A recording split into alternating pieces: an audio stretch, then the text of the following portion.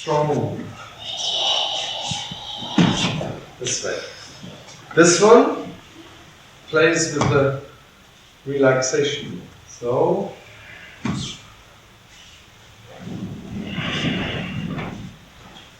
a good exercise for centering is here, here, and forward. We're just forward. So, center, line up. Get a nice movement over your head. That's equal. You'll do this sort of a thing, and then be happy to throw here. I'll try to get it right over here, the center of your own body. Okay. So, or when you get relaxed, it's relaxed. So you can do both if you want. But here, this will give you a better feeling for breathing in. Hold tight. The problem is when I relax, the other person also will tend to relax. But what I'm asking you to do is not to accept the idea that, okay, he's relaxed, so I'm relaxed. Try to hold them tight. It's just when you want to apply it tight. Then, so you have a very relaxed and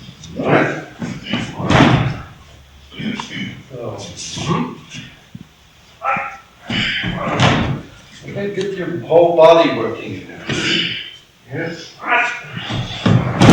Try it. Right. Here, this is, you're not, people think by looking at it, they say, oh geez, I'm way off center.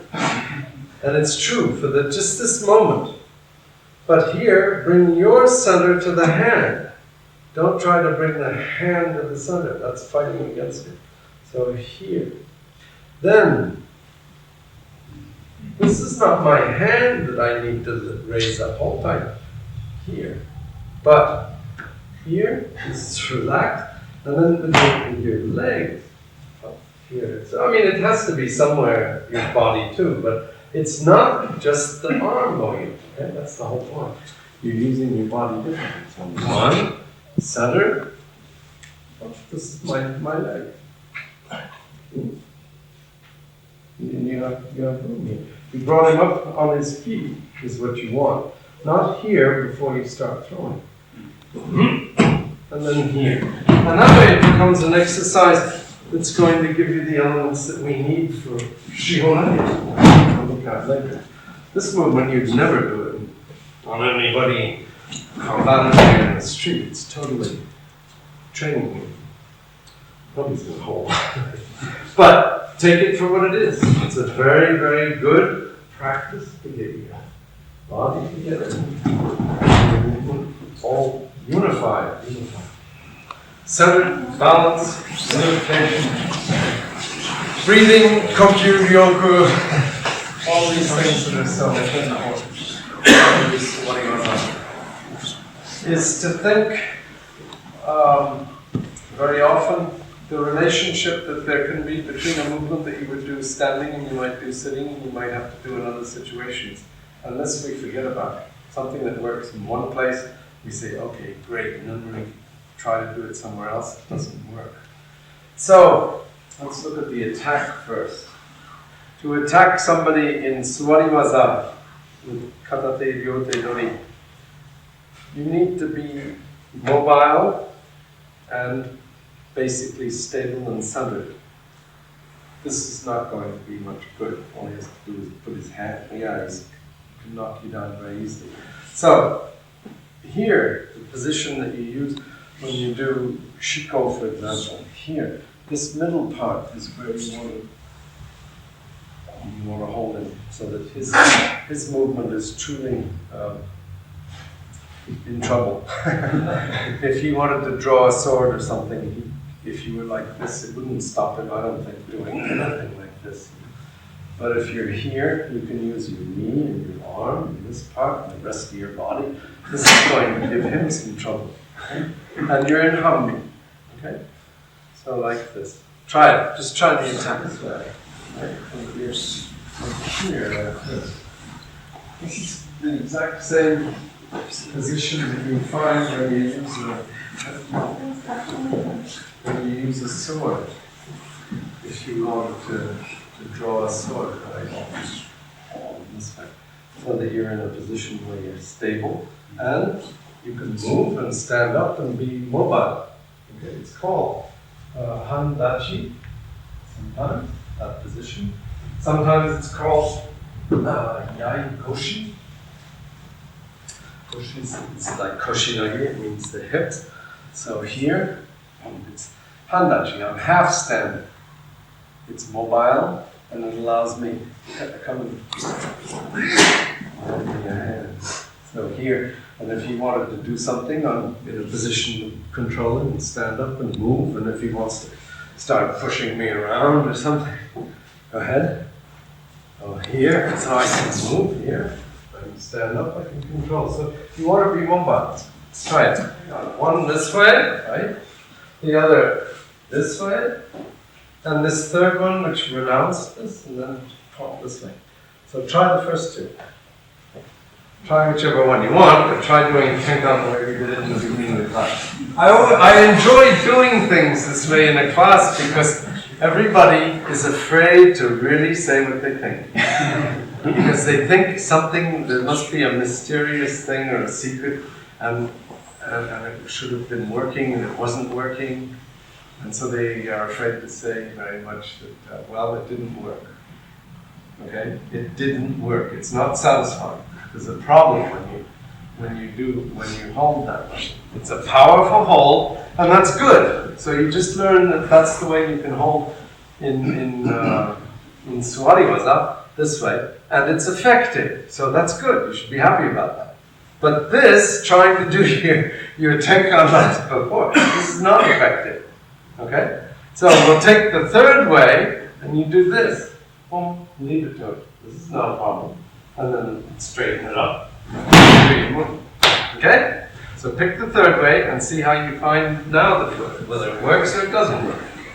Particular to this movement, one of them is you can start in dead seizan. I say dead seizan because it is a sort of a dead position. It was never considered a very mobile position. But what I mean is completely in seizan. A lot of things in Aikido, when we do Suwari-waza, we tend to have an image that we're up like this, now we start moving, and everything we do, we're going to do all the movements as though we were standing with that. Well, if you think about it a little bit in the context of what might have been reality historically, that really is just a gymnastic hypothesis to do that, okay? What would happen most of the time, are you laughing because of the word? Gymnastic hypothesis? I just made it up. But I know what it means.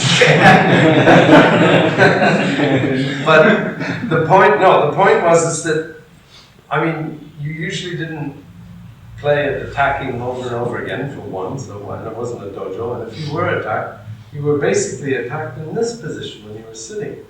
So if you look, sort of, Aikido has developed this way of working regularly, but it's become such an important way of seeing things that we only think of Suwari-waza as being something that never stops dynamically, and I'm doing on my knees what I would do standing. But originally it wasn't exactly like that, you know?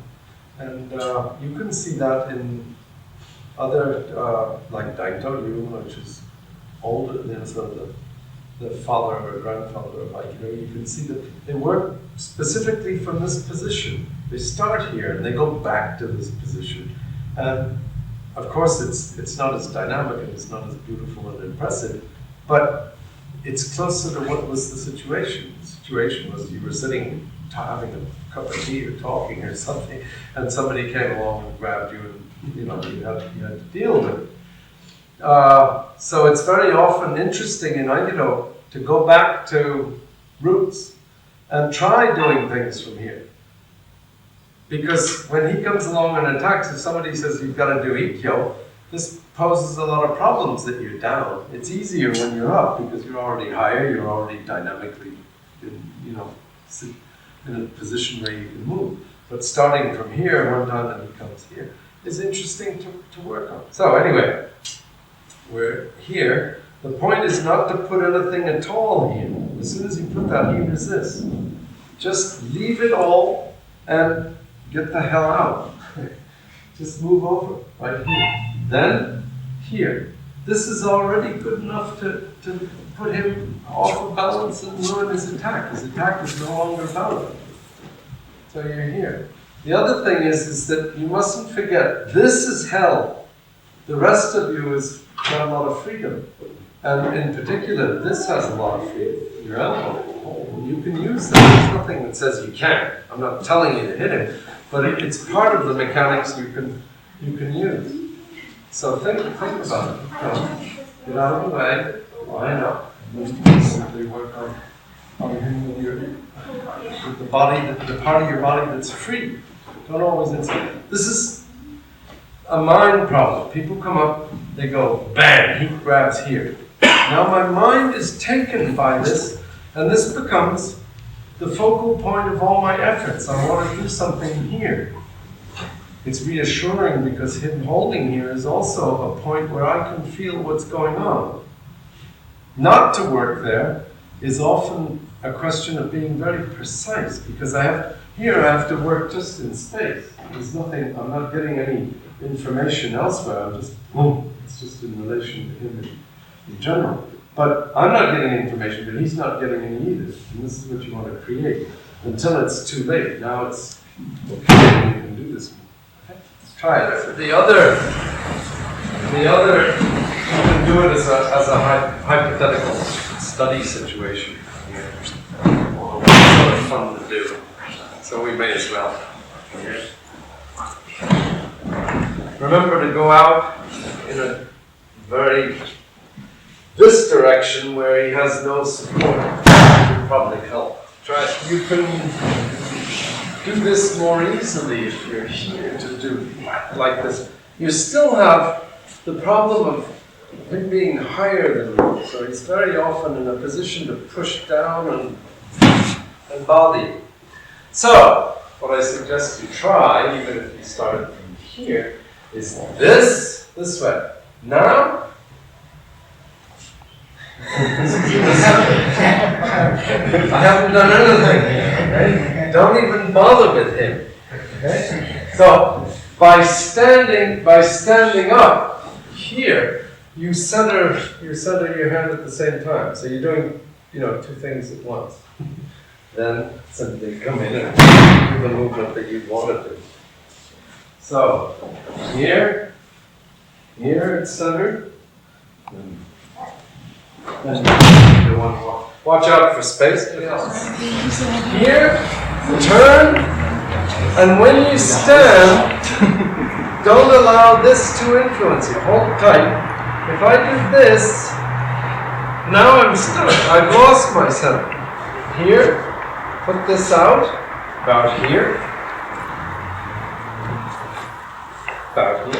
underneath your center of gravity, and stand straight. Don't allow him to pull you inside. Just straight up.